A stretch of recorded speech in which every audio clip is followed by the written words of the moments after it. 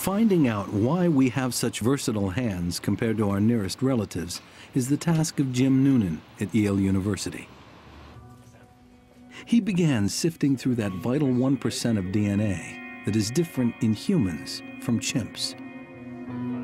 It's kind of one of the fundamental questions in science, is what makes us who we are. That's really what we're trying to get to. What makes humans human? It was slow work. 1% may not sound like much, but it's still some 30 million of DNA's chemical letters. A's, T's, C's, and G's. The genome's a big place. And just by looking at sequence, you really can't tell, for the most part, what is important and what isn't. But eventually, in human DNA, he spotted something. A sequence that was different in 13 places compared to chimp DNA.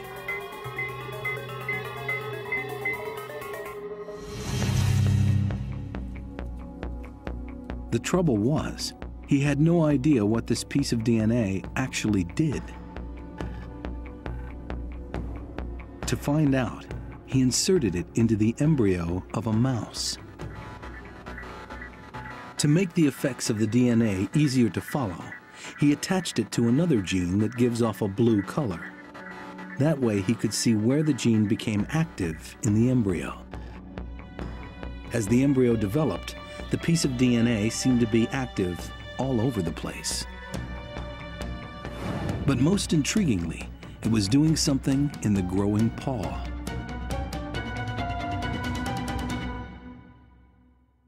Well, I thought, wow, this is really cool.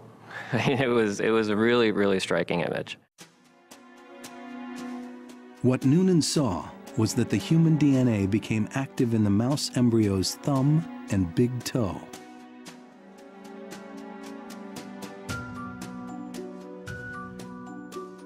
It seems that Noonan may have found a switch that helps form that key human attribute, our thumb, the part of our hand that gives us so much power and precision.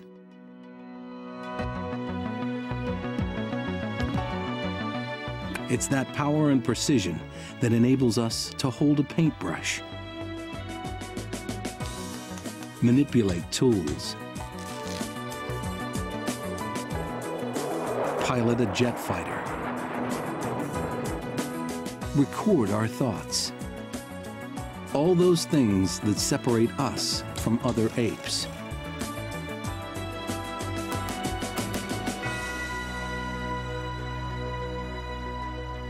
Of course, having a nimble hand is one thing, but you have to know how to use it. And for that, you need to have humankind's other signature organ, our brain.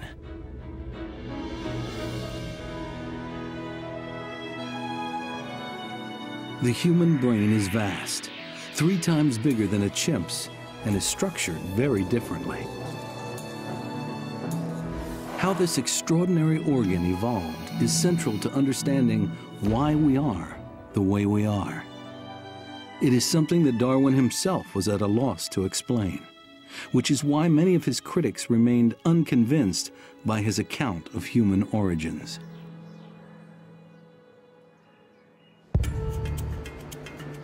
But now, part of the answer to why we have such a remarkable brain may have come from a surprising source. Hansel Stedman is a dedicated athlete and a medical doctor. He never imagined he would come up with an answer to a profound evolutionary mystery. He has devoted his career to trying to cure muscular dystrophy, a distressing and sometimes fatal degenerative disease. His quest is very personal.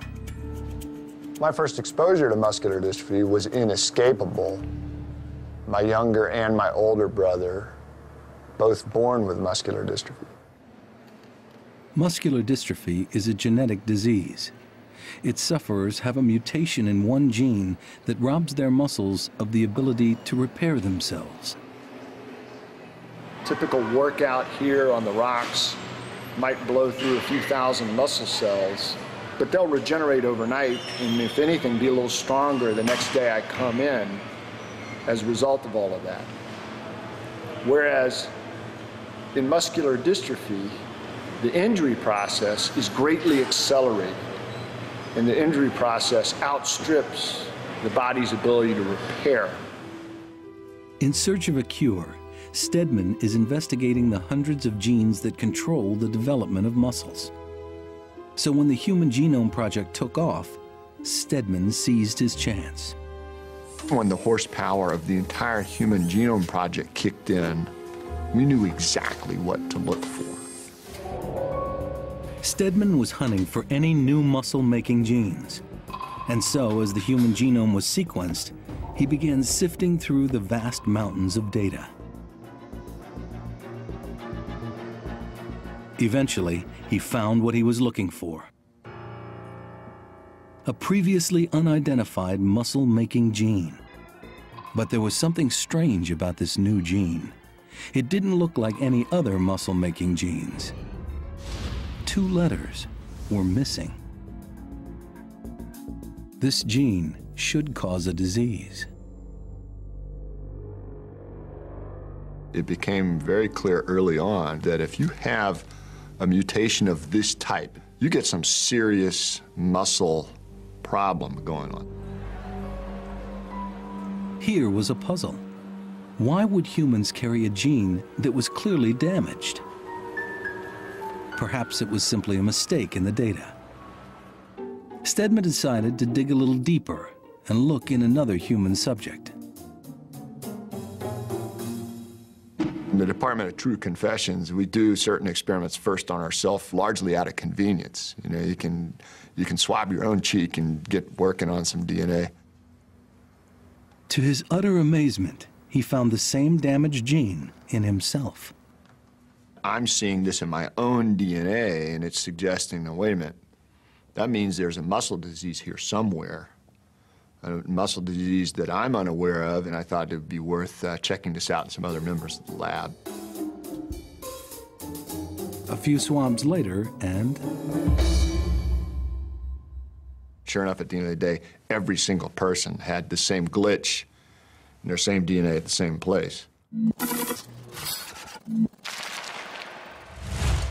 Here, then, was a real mystery. It seemed that this particular muscle-making gene was common in humans. But when he identified the same gene in apes, it was just like any other muscle-making gene. Why was there such a difference? What did this gene enable one species to do that the other could not? Stedman began to research the role of this gene in apes, and he found it made one particular kind of muscle. The muscle for chewing. In fact, the muscle used to close the jaw. In humans, that genetic glitch meant that we chew with just a fraction of the force of an ape. This in itself was interesting, but where Stedman went next was truly intriguing and highly controversial.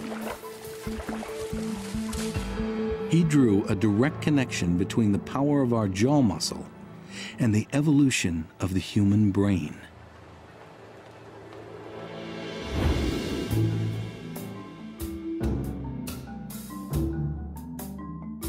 Stedman's thinking goes like this. The skulls of apes and humans are made of several independent bone plates. They let our heads get bigger as we grow. The muscles for chewing pull against these plates. And in an ape, these forces can be enormous. In the gorilla, the muscle, the size of a human thigh muscle, lives here and has to go through this large space to power the jaw moving back and forth. We're not talking biceps, triceps, we're talking quad here. This is an enormous muscle that has to come right through this hole here to power the jaw closing apparatus. Stedman contends that all this muscle power forces an ape's skull plates to fuse together at an early stage. And this puts limits on how much the brain can grow. In a chimpanzee, gorilla, orangutan, those growth plates are pretty much shut down, closed for business by about 3-4 years of age. In a human, they remain open for growth to perhaps age 30. This, Stedman believes, is the key. A mutation in our jaw muscle allows the human skull to keep expanding into adulthood, creating a bigger space for our brain.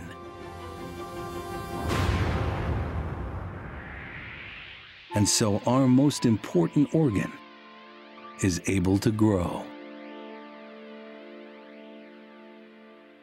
It's very cool to us to think that some kind of muscle-altering mutation might have actually been a signature event in the evolution of what makes us distinct as a species.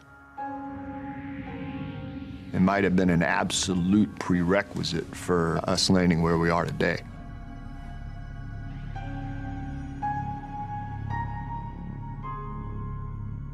But having the space for a big brain is one thing. What is needed to actually grow one?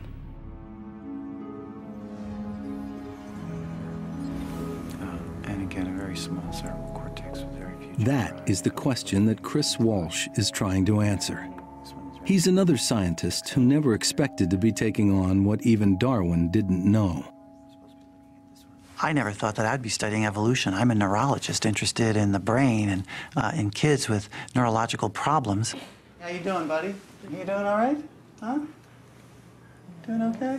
No one was more surprised than us to find that the study of kids with disabilities would lead us into these fascinating evolutionary questions. Is breathing generally okay during the day? Sometimes when he gets startled, it'll go up fast, like, but then he calms himself right back down and it comes back. Walsh is a specialist in a rare disorder called microcephaly. Children with microcephaly are born with brains that can be half the normal size. This disorder can be very devastating for the kids that have it. They typically will have severe mental retardation and so will not be able to achieve normal language and normal schooling. And so it's really an event that defines the whole family. It defines the lives not only of the child, but of the parents of that child. And these families are desperately eager to try to understand at least what caused the disorder in their kids. The purpose of Walsh's work was initially to help families that might be carrying any defective genes causing microcephaly to plan their lives. We're able to offer those families predictive testing so that if they're planning on having additional children, we can tell them ahead of time whether that child is likely to be affected or not. First, Walsh had to decide where to look in the vast genome to find any possible microcephaly-causing genes. So he focused on one particular area of DNA. Other research suggested it contained a gene involved in the condition.